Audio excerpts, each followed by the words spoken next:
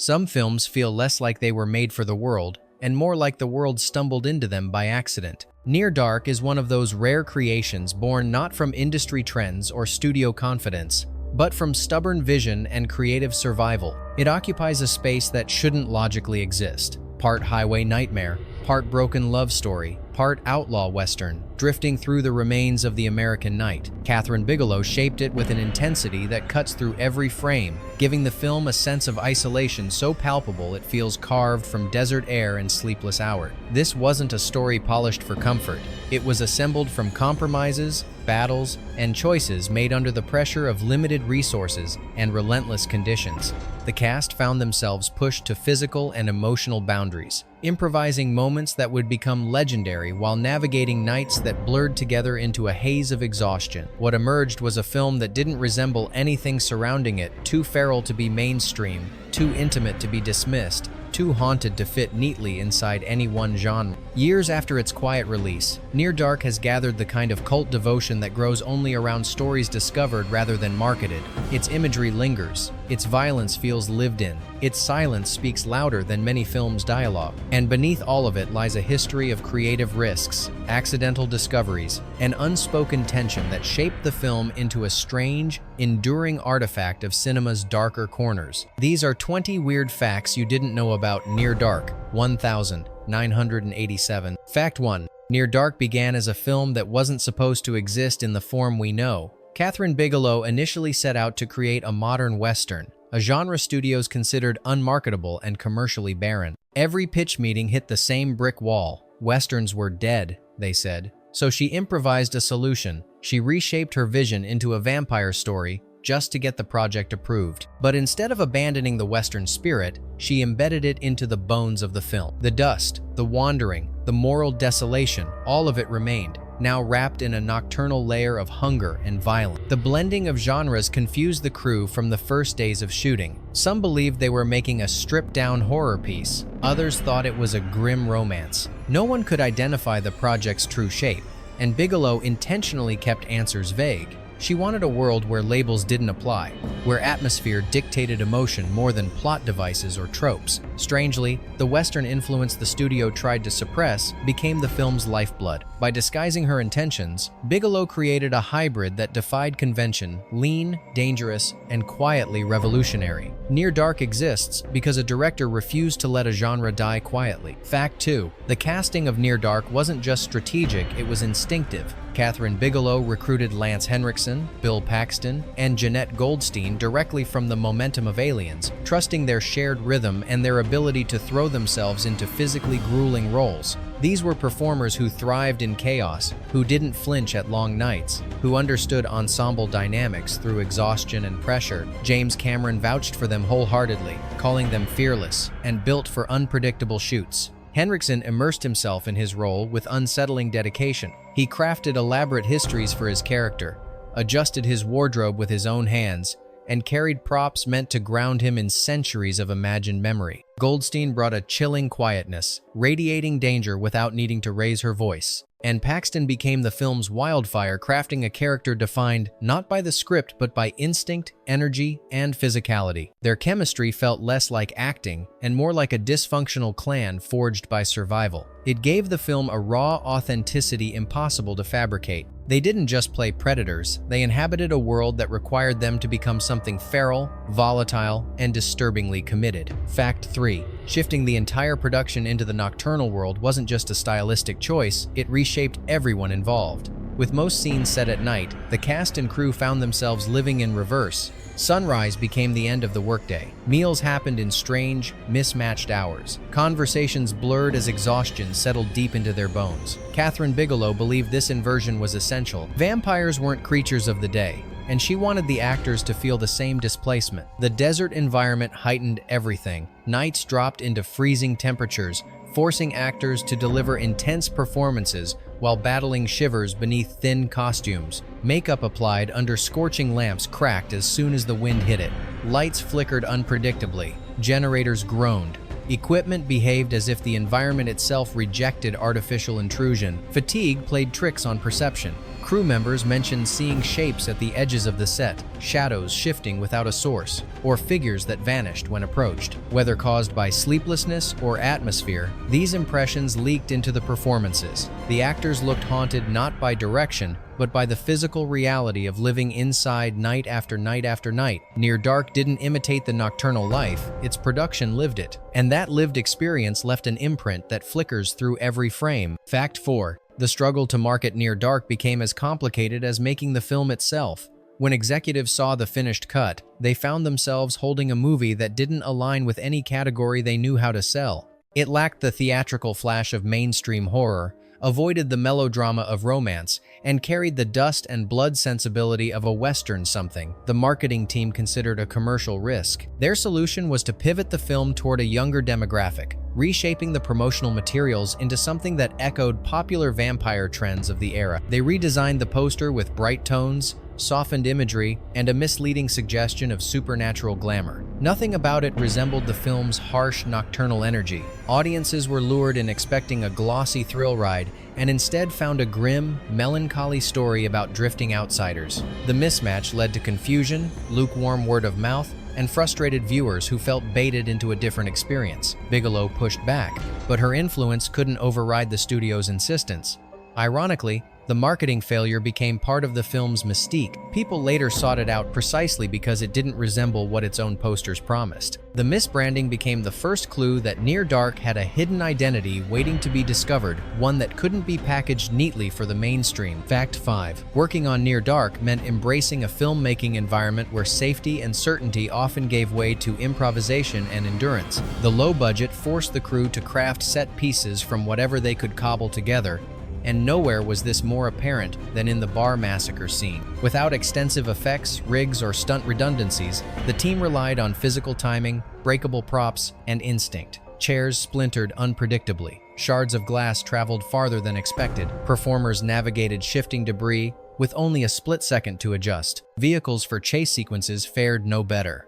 Many were borrowed, repaired hurriedly, or coaxed into running long enough for a single take. Lighting setups were equally makeshift, constructed from repurposed metal sheets, salvaged reflectors, and improvised rigs designed to stretch the limited equipment as far as possible. When something broke, and it often did, the scene had to adapt in real time. Yet this pressure forged scenes with an unmistakable grit. The tension on screen wasn't the product of choreography, but of actors responding to a chaotic environment. The rough edges, the uneven shadows, the unpredictable movement, all of it lent the film a sense of urgency that couldn't be replicated in controlled conditions. The world of Near Dark feels dangerous because the set frequently was. Fact 6. Improvisation shaped Near Dark not as an artistic luxury, but as the tool that kept the production moving. The desert winds, sporadic temperature swings, and limited night hours made rigid planning impossible. Kathryn Bigelow embraced this unpredictability, encouraging the actors to interact with the environment and each other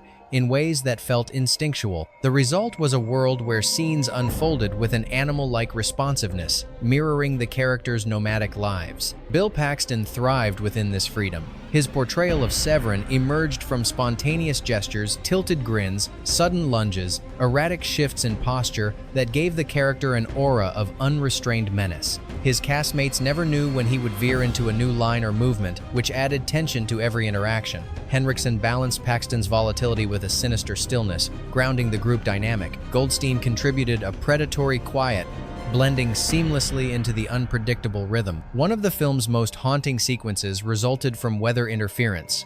A powerful gust ruined the planned dialogue, leaving the sound unusable. Instead of abandoning the moment, Bigelow reshaped it into a silent tableau illuminated by passing headlights. The scene's hypnotic, drifting quality came directly from letting nature rewrite the moment. Improvisation didn't just influence the performances, it became the film's pulse. The vampires feel untamed because the actors were responding to a world that refused to stay still. Fact 7. The vampires of Near Dark look nothing like the polished immortals that defined earlier horror eras. Kathryn Bigelow wanted creatures who carried the scars of their environment rather than the elegance of myth. She instructed the makeup team to study people who spent most of their lives exposed to brutal sunlight farmhands, long-haul drivers, drifters whose skin bore years of heat and wind. They translated those real-world textures into layered makeup, blistered tones, cracked surfaces, and the suggestion of skin cooked repeatedly by ultraviolet exposure. Under different lighting conditions, the effect transformed dramatically.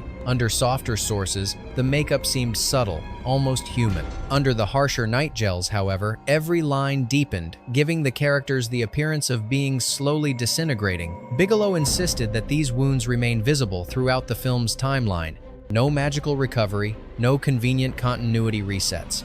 The vampires carried their injuries like badges of a long, violent existence. Some crew members occasionally mistook the makeup for real trauma, and early audiences even speculated whether the actors had suffered burn. By avoiding theatrical design, the film achieved something far more unnerving: monsters whose bodies reflected the punishment of the world they inhabited. Fact 8. Bill Paxton's performance as Severin stands as one of the most chaotic, unforgettable elements of Near Dark, but the character emerged from instinct rather than rehearsed technique. Paxton approached the role with the intention of making Severin feel predatory on a visceral level. He studied the behavior of animals known for taunting their prey movements that alternated between deceptive calm and explosive violence. He translated those rhythms into sharp tilts of the head, sudden shifts of balance, and a grin that read as a threat even before he spoke. His spontaneity extended far beyond physicality. Paxton regularly introduced unscripted lines and gestures, forcing his co-stars to react authentically in each moment. This gave Severin an unpredictable presence that even the cast felt unsettled by. Henriksen's controlled stillness and Goldstein's quiet menace provided the perfect counterpoints to his volatility, shaping the vampire clan into a unit that felt organically dysfunctional. The bar sequence offered Paxton the freedom to unleash the full extent of his interpretation.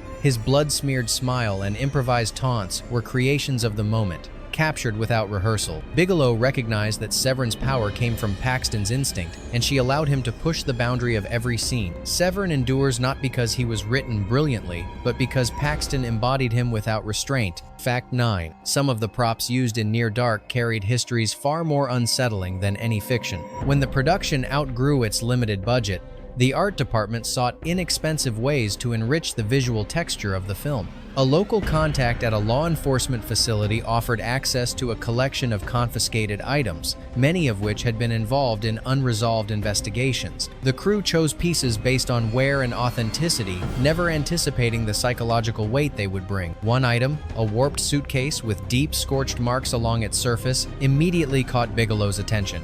It had been part of a drug lab seizure, its metal components still tinged with chemical residue. Another object, a motel lamp that had survived an arson-related incident, cast an eerie, uneven glow whenever it flickered on. Crew members occasionally remarked that the lamp made them feel strangely observed, though no one voiced it loudly. These objects were never meant to draw focus, yet they grounded the vampire clan's world in a gritty realism no fabricated props could match. They carried traces of real crime, real desperation, real darkness, and in a story defined by lives lived on the margins, their presence added an unsettling authenticity. Fact 10. What unsettled censors about Near Dark wasn't its blood, it was its quiet cruelty. The bar sequence, now infamous for its raw brutality, was filmed without the usual stylistic armor that softens on-screen violence. There's no dramatic swell, no theatrical staging, no comforting separation between viewer and horror. The attacks unfold with a matter-of-fact detachment, as though the characters have done this countless times. It's that emotional coldness, that unnerving efficiency, that caused ratings boards in several countries to sound the alarm. Some censors describe the violence as psychologically corrosive, reacting more to the tone than the imagery. A few countries demanded edits, worried that the scene's lack of moral commentary made it too bleak for general audiences. Studio executives pushed for changes, fearing distribution problems, but Kathryn Bigelow refused to dilute the moment. To her, the bar scene revealed the vampire clan for what they truly were: creatures who dismantled their surroundings without fanfare, without mercy, without spectacle. Critics eventually praised the sequence as a breakthrough in genre filmmaking.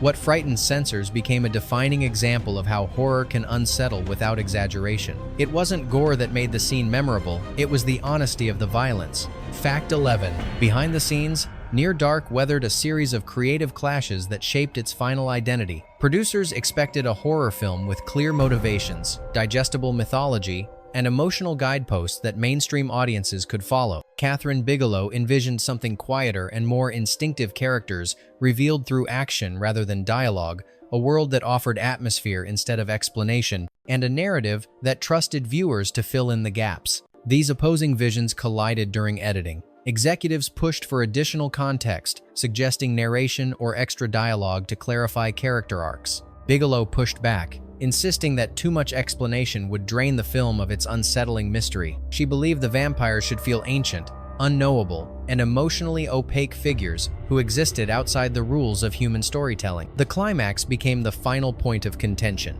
Producers wanted a more satisfying, triumphant conclusion. Bigelow argued for restraint, maintaining that the film's emotional power came from its fragility rather than resolution. Her stance prevailed. The ending remained quiet, uncertain, and haunting precisely the tone she intended. The battles never made it into the final credits, but their influence shaped every shadow and silence in the film. Fact 12. The production's commitment to nighttime filming reshaped the cast and crew's internal clock until they felt like inhabitants of another world. Working exclusively after sundown meant sleep became fragmented, meals lost their order, and exhaustion fed into each day like a slow-moving fog. People arrived on set looking hollow-eyed, their tempers dulled not by irritation but by a kind of drifting disorientation. Kathryn Bigelow believed this state was invaluable. It mirrored the emotional dislocation of the characters themselves. The desert's temperament made everything harder. Nights that looked calm suddenly erupted in sharp winds that rattled light stands and drowned out audio. Temperatures plummeted, leaving actors to push through scenes with trembling hands and visible breath.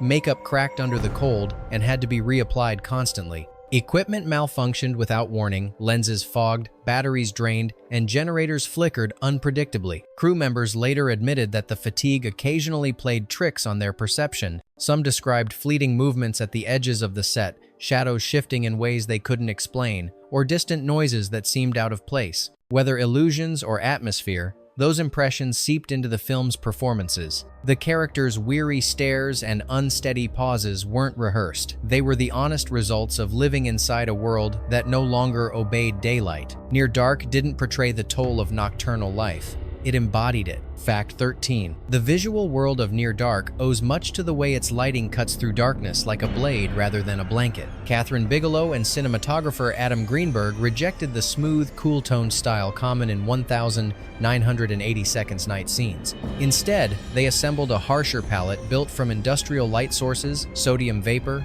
mercury lamps, and improvised halogen rigs filtered through whatever materials they could find on location. The result was a nocturnal environment that looked metallic, brittle, and confrontational. Because the desert offered almost no natural reflection, the crew resorted to unconventional solutions. They salvaged sheets of aluminum, rusted metal scraps, and broken signage panels to bounce light unpredictably across the actors' faces. The reflections were uneven, fractured, and sometimes unsettling, which thrilled Bigelow. She wanted the night to feel alive, like something with a mind of its own. The highway sequences showcase this philosophy most vividly. As vehicles pass, their headlights carve fleeting glimpses of the characters, sharp, momentary, and then gone, creating the impression that the audience is witnessing something not meant to be seen for long. That flickering exposure became one of the movie's defining signatures. What looks like a bold stylistic invention was, in truth, born from limitation, but those limitations produced a visual identity so distinctive that later films echoed its aesthetic without knowing the engineering it required. Fact 14. The burning cabin sequence remains one of the film's most searing images, but filming it teetered on the edge of catastrophe. The structure had been treated to ignite quickly, yet no one anticipated how violently it would catch once the flames took hold. Within seconds, the fire roared high enough to force crew members to scramble backward, the heat punching through the night air with startling intensity. For Jeanette Goldstein, the moment was especially harrowing. Encased in restrictive makeup and layered wardrobe, she felt the temperature surge against her skin with frightening immediacy. Lance Henriksen recognized her tension and stayed close, steadying her, while Kathryn Bigelow rapidly adjusted the scene's blocking to keep the actors safe without sacrificing the dramatic weight of the sequence. Cinematographer Adam Greenberg acted on instinct, rolling multiple cameras at once to capture whatever they could before the structure collapsed. The resulting footage, silhouettes moving against an uncontrolled blaze, became some of the film's most unforgettable imagery. The near accident prompted a temporary halt in shooting as the team reassessed safety protocols. Some questioned the risks taken. Others believed the moment captured a raw emotional truth impossible to manufacture. Either way, the fear visible in that scene carries an authenticity that only real danger can produce. Fact 15. The sonic landscape of Near Dark drifts between melancholy and menace, shaped largely by Tangerine Dream's ethereal electronic score. Their music gives the film an otherworldly sense of drift, a tone that feels detached, yet emotionally charged. But not every piece they composed survived the editing process. One track, designed to underscore a quiet exchange between Caleb and May, was removed despite its haunting beauty. The cue carried a slow, aching melody that might have softened the film's emotional austerity. Producers favored it, believing it offered a moment of warmth the story otherwise resisted. But Kathryn Bigelow felt the music leaned too heavily into sentiment. She believed the scene should communicate unease and ambiguity rather than tenderness. After lengthy debate, Bigelow chose absence over adornment. Without the music, the moment takes on a fragile stillness, an emotional pause that refuses to offer comfort. The unused composition later circulated among collectors, sparking discussions about how it might have reshaped the film's tone. But the silence in the final cut speaks more powerfully than any melody could.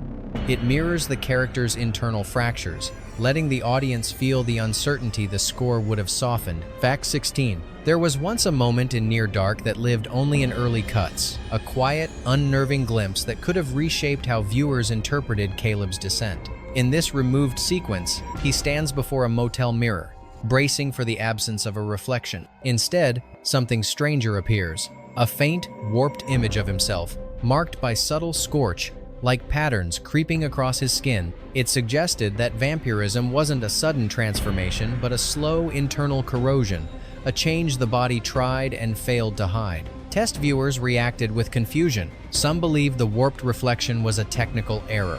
Others thought it introduced symbolism too abstract for a film grounded in physical grit. Producers argued that the scene disrupted the narrative flow and might distract audiences with questions the movie wasn't designed to answer. Kathryn Bigelow initially defended the moment, drawn to its fragile terror, but eventually removed it to preserve the film's pacing. Crew members who saw the footage remembered it vividly. Caleb staring into a version of himself already being rewritten by something he couldn't escape. Without that scene, the film moves faster, but it loses a haunting beat of self-recognition that would have deepened the tragedy. Some scenes vanish because they're unnecessary. Others vanish because they reveal too much truth. Fact 17. Critics in 1987 didn't quite know what to do with Near Dark. It arrived in a cinematic landscape filled with stylized vampire fantasies and crowd-pleasing horror trends. Instead of glamour or myth, Kathryn Bigelow delivered something stripped down, mournful, and unsettling, a film that traded spectacle for silence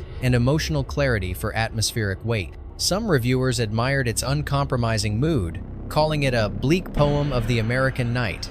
Others struggled with its refusal to offer neat motivations or genre cues. What critics did agree on was the power of the performances. Bill Paxton's feral charisma stood out as a force of nature, dangerous, magnetic, and impossible to predict. Lance Henriksen's quiet intensity gave the film an ancient, weary gravitas. Jeanette Goldstein's cold restraint added a layer of predatory calm that unsettled even seasoned horror critics.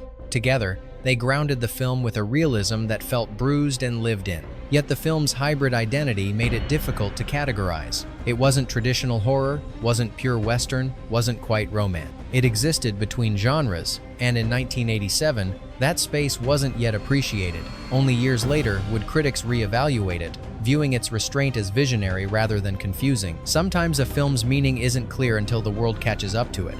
Near Dark was one of those films. Fact 18. Cult films are often born from accidents misunderstood on release, then rediscovered by audiences who recognize something deeper beneath the surface. Near Dark followed this exact pattern. After stumbling theatrically, it found new life on late-night cable, quietly slipping into the consciousness of insomniacs, genre enthusiasts, and viewers who stumbled upon it without knowing what they were about to witness. Its mood, lonely, violent, atmospheric, left an imprint that lingered long after the credits rolled. VHS collectors played a major role in its resurrection. Copies circulated through video stores, horror conventions, and private exchanges, treated like rare artifacts. Early internet forums amplified the fascination. Discussions focused less on plot and more on feeling the drifting pace, the eerie quiet, the way the film seemed to exist in a space between genres. Fans described discovering it the way one discovers abandoned places, by accident, but with a sense of destiny. As Kathryn Bigelow's later films drew acclaim,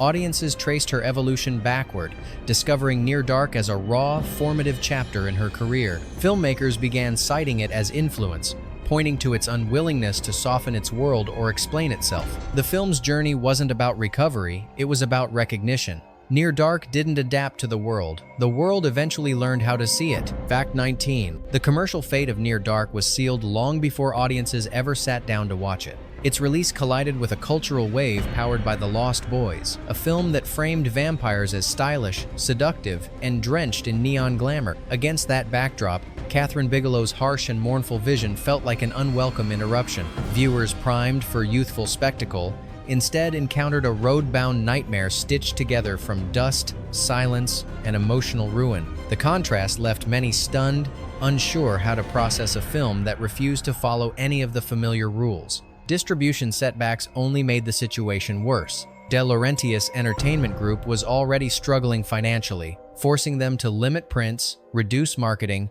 and scatter the release across a handful of theaters. Some cities never screened the film at all. Others received it without advertisements or word-of-mouth momentum. The misleading poster campaign created further disconnect, attracting viewers who expected a glossy supernatural romance, not the feral, bruised story they were given. The reaction wasn't hatred but confusion. Some viewers left unsure of what they had just experienced.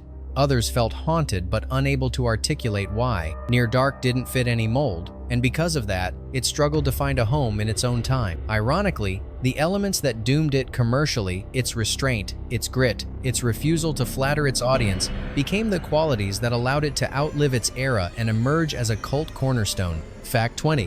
One of the most unexpected episodes in Near Dark's afterlife involved a corporate giant no one associated with the film's tone, Disney. During the late 2000s, as vampire media surged back into commercial relevance, the studio explored the idea of a remake that could capture a darker corner of the resurgence. On paper, the project seemed possible. In practice, it required sanding down everything that made the original unforgettable. Early internal notes proposed reshaping the narrative into something more accessible, less violence, more romance, a clearer origin for vampirism, and character arcs designed to align with mainstream expectations. The nomadic clan would lose their jagged unpredictability. The story's brutal intimacy would be softened.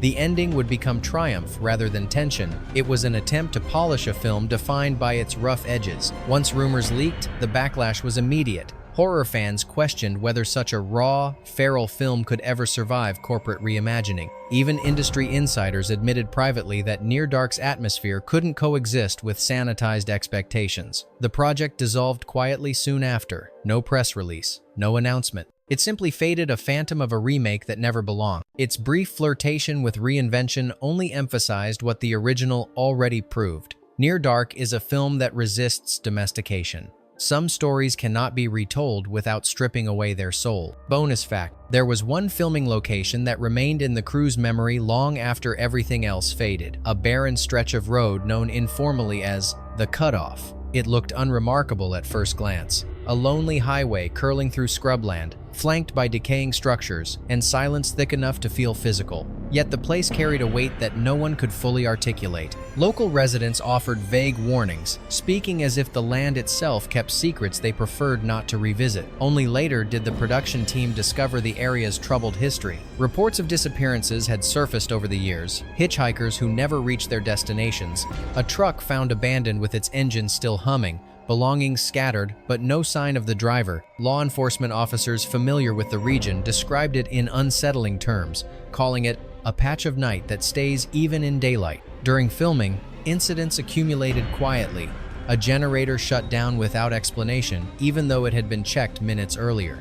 A camera that had worked flawlessly throughout the shoot froze the instant. Lance Henriksen stepped into its frame. One crew member claimed to see someone standing far beyond the lights, a motionless silhouette in the open dark. When others went to investigate, the space was empty, untouched, without footprints or signs of movement. No one openly claimed the area was haunted. No one confidently dismissed the idea either. Instead, the crew accepted the strange energy as part of the location's character, something ancient, indifferent, and quietly observing. In a film built on drifting shadows, predatory silence, and the uneasy boundary between survival and oblivion, The Cutoff did more than provide scenery. It lent the film a pulse, an echo of something the desert wasn't ready to explain. Let us know in the comments which detail from Near Dark stayed with you the longest, and which unanswered moment still feels like it's hiding something beneath the surface. Do you think its haunting power came from deliberate creative choices, or from the unpredictable forces surrounding its production?